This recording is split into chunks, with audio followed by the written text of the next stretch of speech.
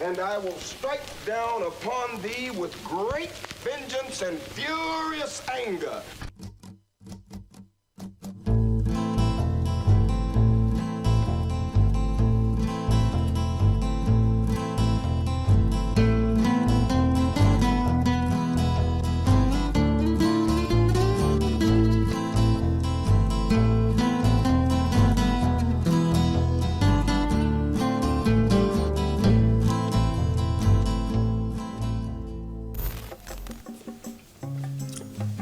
Камера қосылып кетті ғой. Сәлем достар, сен бірге мен Нұрлан Қаламов. Достар, жаңа видеоға қош келдіңіздер.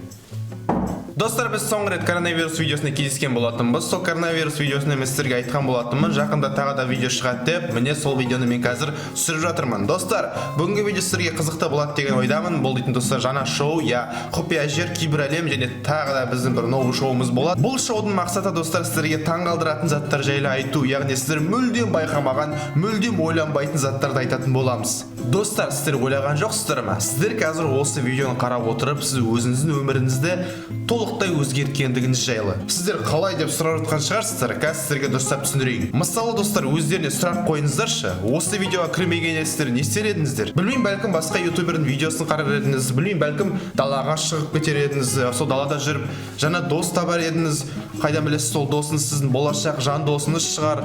Ойлап қараңыздаршы, сіз осы видеоны қарағаннан кейін сіз банағы досты уже таба алмайсыз. Өйткені сіздің өміріңізде енді бұл ешқашан қайталанбайды. Мен айтқым келіп тұрғаны, әрбір сіздің жасаған затыңыз, қадамыңыз үлкен өзгерістерге алып келеді. Жақсы достар, тағы да бір мысал айтамын, бірақ бұл мен шын өмірімнен. Достар, егер де мен кішкентай кезімде Әлшер деген досымды кездестірмегенде, сіздер қазір бұл видеоны қарамас едіңіздер. Яғни менде қазір YouTube арна болмайтын еді. Білмеймін, бәлкім болмайтын еді, мен точно айта алмаймын, бірақ болмауы әбден мүмкін. Өйткені именно Әлшер көрсеткен болатын маған YouTube'да арна ашуға болады деп, YouTube'да видео түсіруге болады деп. Мен білгенде шығармын ол кезде, бірақ ондай қызығушылығым болған жоқ. Әлшер айтты маған, давай видео салайық деп. Мен сол іспен қатты қызығып кеттім, что болашақта осындай ютубер болып кеттім. Ал Әлшер болса, керісінше ютубпен қазір ондай қатты қызықпайды. Ютуб қарайды, бірақ ондай видео түсіргенді көп ұнатпайды. Арасында менің видеомда шығады тек қана. В общем, айтқым келіп тұрғаны, егерде кішкентай кезінде Әлшер маған ютубты көрсетпей, басқа бір затты көрсеткенде, сол уақытта қазір мен бәлкім блогер болмас едім.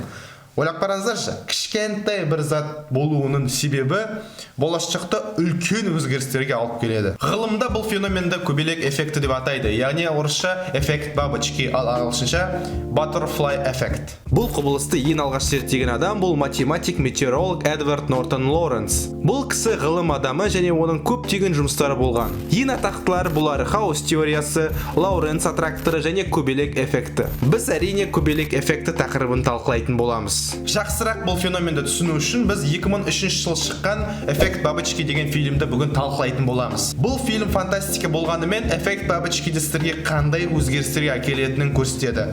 Ал кеттік. Фильмнің сюжеті өте қызықты және қарапайым емес. Бұл фильмнің басты кейіпкері бұл Эван. Эван деген бала өте сирек аурумен ауырады. Толығырақ айтатын болсақ, ол өмірінің кейбір эпизодтарын ұмытып қала береді. Қайтадан есіне келгенде біршама заттар болып үлгереді. Бірақ болған заттар оның есінде мүлдем қалмайды. Эванның ата-анасы, соның ішінде анасы, Эванды дәрігерге апарады. Дәрігер Эванның жағдайы жақсы деп айтады. Бірақ егерде ұмытып қала беретін ауруы болса, болған заттарды күнделікке деп ұсыныс береді. Кейін Эван өзінің ауылынан анасымен көшіп кетеді. Ары қарай өмірін қалада өткізеді және өсе келе уақытымен Эванда есін ұмытып қалатын ауруы тоқтайды. Эван студент болады және университетте біршама жетістіктер жасайды. Бір күні Эван жатақханасына қыз алып келеді және қыз Эванның күнделіктерін көріп, оларды оқуды сұрайды. Эван шабытсыз келісіп, ескі күнделіктерін оқып бастайды. Баяғы кішкентай кезінде болған жаман оқиғаны оқып бастайды және сол уақытқа түсіп кетеді. Яғни Эван күнделікті оқығанда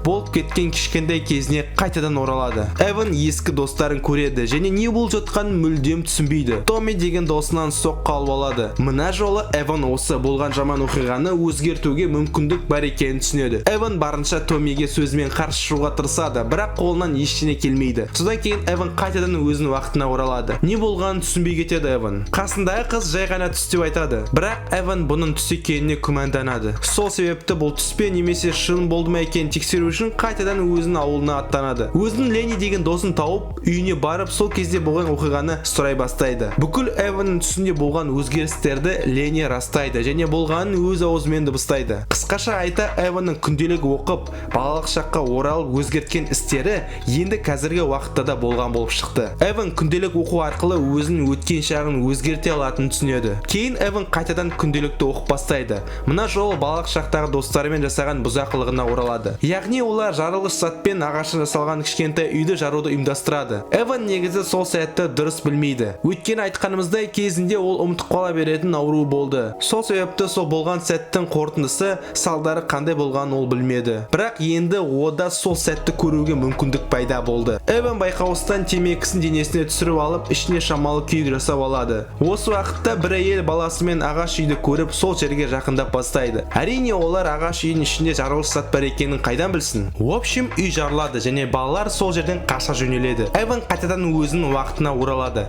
Денесіне қараса мүлдем болмаған шамалы күйік пайда болады. Эван осымен әрине тоқтамайды. Қайтадан балалық шаққа оралуды жоспарлайды. Мына жолы кішкентай кезінде болған өте жаман сәтке. Балалық шақта Эванды анасы досын үйіне уақыт өткізуге апаратын. Өйткені Эванды қарайтын адам болған жоқ.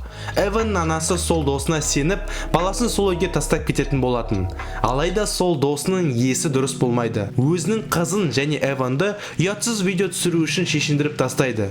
Балалар кішкентай болғасын бұл жатыран оқиғаның жамандығын әрине түсінбейді. Эванда да сол кездері дұрыс есіне түсіре алмайды. Өйткені сол уақытта ода әдеттегідей жартылай есін ұмытып қалған. Міне, енді Эванда сол уақытқа оралып, ұятсыз адамның жазасын беруге мүмкіндік пайда болды. Бірақ Эван ол уақытқа әзірше оралмастан бұрын туған ауылына қайтадан оралып, Келлиге жолығып кетуді шешеді. Келли деген сол ұятсыз адамның қызы. Кішкентай кездерінде Келли, Томми, Ленни бәрі дос болған. Соның ішінде Эван мен Келли бір-бірін ұнататын. Ауылдан кеткен кезде Эван Келлиге оралам деп айтқан болатын, алайда кейін оралмай кетті. Эван ауылға келген бойда Келлиді кездестіріп, одан баяғы кішкентай кезінде болған оқиға жайлы сұрай бастайды. Әрине бұл сұрақтар Келлиге ұнамайды. Келли Эванға ренжи бастайды. Тек осыны сұрау үшін келдің бе? Неге сен менің ұмытқым келген кездерді қайтадан қазбалай бастадың? Неге сен келем деп ақыры соны келмедің деп Келли соңында Эваннан кетіп қалады. Ал келесі күні Эванның жатақханасына телефон соғылады. Телефоннан Келлидің әкесі соғады.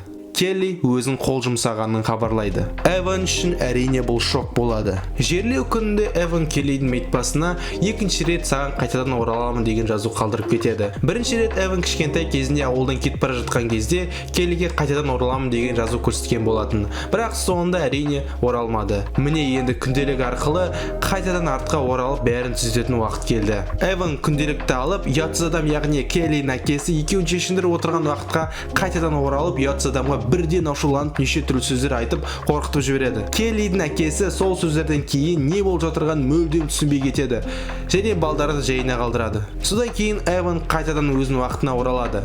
Тұрса Келлимен бірге екенін көреді. Яғни болған оқиғадан кейін Эванның өмірі толықтай 360 градусқа өзгеріпті. Эван бүкіл болған оқиғаны есіне алады. Болған оқиғадан кейін Эван мен Келли кішкентай кезінен бастап бірге жүретін болған. Әрине Эванға осындай бұрылыс ұнайды, өйткені кішкентай кезінен қалаған арманы жүзеге асты. Алайда барлық жерде жақсы жаққа бұрылған емес. Мысалы университетте енді ол оқымыстылар қатарына жатпайды. Керісінше бұзақы балалардың бірі болып шығады. Ана өмірдегі достары мүлдем танымайды, ал мына достары мүлдем басқа адамдар болып шығады. Соған қарамастан Эванға бұл өмірі ұнай бастайды. Өйткені бұл өмірде Келли оның қасында. Эван Келлиді ресторанға шақырады. Кейін рестораннан кейін үйге барар жолда Томмиді кездестіреді. Томми Эван мен Келлиді көре алмағасын Эванды ұра бастайды. Соны Эванның байқаусыздан Томмидің өлтіруімен аяқталады. Эванды соттап, түрмеге қамап тастайды. Түрмеде Эванға мүлдем оңай болмайды. Барлығы оны келмештеуді бастайды. Эван анасынан күнделіктерді әкелуін сұрайды. Бірақ анасы барлығын емес,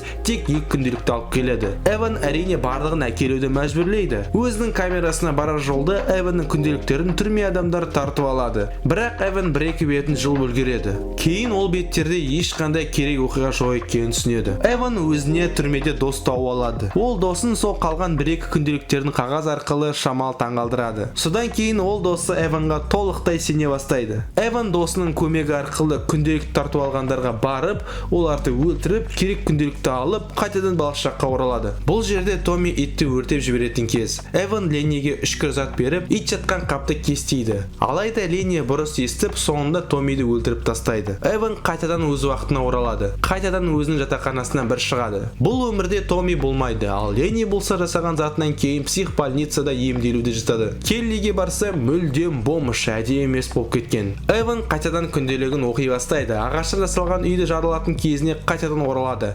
Мына жолы болған істі қайталатпау үшін әйел мен балаға шыға жөнеледі. Томми Эванға қарап, өзі әйелге қарай жүгіре бастайды да оларды құтқарып алады. Ал үй болса Эванның дәл алдынан жарылады. Эван ұйқыдан тұрады. Қайтадан өз уақытына оралғанын байқайды. Қараса, екі қолының жоқтығын көреді. Ал Ленни мен Келли бұл өмірде бірге жүреді екен. Ал Томми болса бұл өмірде жақсы адам болып шығады. Барлығы керісінше болады бұл өмірде. Эванның анасы болса ауруханада жатады. Себебі болған оқиғадан кейін анасы көп темекі шеге бастайды, көп уайымдай бастайды. Сол себепті денсаулығы да төмен болып кетеді. Эван қайтадан артқа оралып өмірін дұрыстауды жөн көреді. Келлидің әкесі оларды шешіндіріп жатқанға қайтадан оралады. Мына жолы Эван Келлидің әкесін жарылғыш затпен қорқыта бастайды. Соны Келлидің жарылғыш затты байқаусыздан ұстап жарылуымен аяқталады. Эван өз уақытына оралады. Тұрса психбольницада жатқан болып шығады. Ал дәрігерге барып күнделіктерін сұраса, оған ешқандай күнделіктің жоқтығын айтады. Эван үшін бұл соны болады. Бірақ алайда дәрігер оның әкесіне ұқсайтын айтады.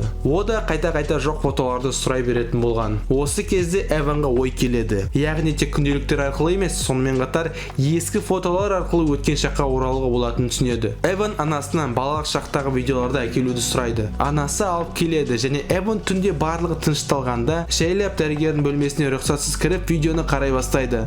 Солай Эван азар-азар қайтадан балықшаққа оралады. Бірақ мына жолы ода барлығы жақсы бұрылады. Эван үшін бұл соңғы өмір саяхаты болады. Эван ендігі кезде күнделікті қоюды шешеді. Өйткені бұл нәрсенің оның өміріне кері әсер беретінін түсінгесін. Күнделіктерді өртеп, мәңгілікке олармен қоштасады. Бұл фильмнің сюжеті сіздерге ұнаған шығар деген ойдамын. Әрине айтқанымыздай бұл фильм фантастика. Өйткені біз ешқашан артқа оралып өмірімізді дұрыстай алмаймыз. Сонымен қатар көбелек эффекті жайлы біздің шын өмірімізден де айтайық. 1918 жылы Генри Тенди деген британиялық солдат Францияда соғысады. Немістермен соғысып жатқан кезде жетіп жатқан жаралы бір немісті көреді. Генри оны аяп ата алмай жіберіп қояды. Кейін сол адам Адольф Гитлер болып шығады. Адольф Гитлер екінші дүниежүзілік соғысты бастаған адам. Ал екінші дүниежүзілік соғыс 60 миллиондай адамның қаза болуына себеп болды. Егерде сол кезде Генри Гитлерді атып тастағанда, бәлкім екінші дүниежүзілік соғыс болмас еді. Сонда біздің өмірімізде мүлдем басқаша болар еді. Бізге өмір бір рет беріледі және оны біз барынша дұрыс қылдырып, өкінбейтіндей қылдырып өткізуге тырысамыз. Осыларды айта отыра, көбелек эффекті енді қалай жұмыс жасайтынын сіздер түсінген шығарсыздар деген ойдамын. Ал осымен достар, бұл видеоны аяқтаймыз. Сіздерге бұл видео ұнаған шығар деген ойдамын. Сіздер бұл видеодан кішкене болсын пайдалы ақпараттар алған шығар деген ойдамын. Әрбір адамда таңдау бар екенін ешқашан ұмытпайық. Сол таңдау арқылы адам дейтін тек қана өзінің өмірін ғана емес, сонымен қатар бүкіл әлемнің өзгеруіне кішкене болсын түрткі болады. Көбелек эффекті шынымен де қызықты тақырып. Бұл тақырып туралы өздеріңізде достарыңызбен айтуларыңызға да болады. Ал осымен бұл видеоны аяқтаймыз. Сіздермен бірге болған Нұрлан Қаламов. Бұл видеоға лайктарыңызды басыңыздар, өйткені көп лайк болса, біздің видеомыз алға жылжуға көмектеседі. В общем, давайте сау болыңыздар, келесі кездескенше. Достар, инстаграмға тіркеліп кетіңдерші.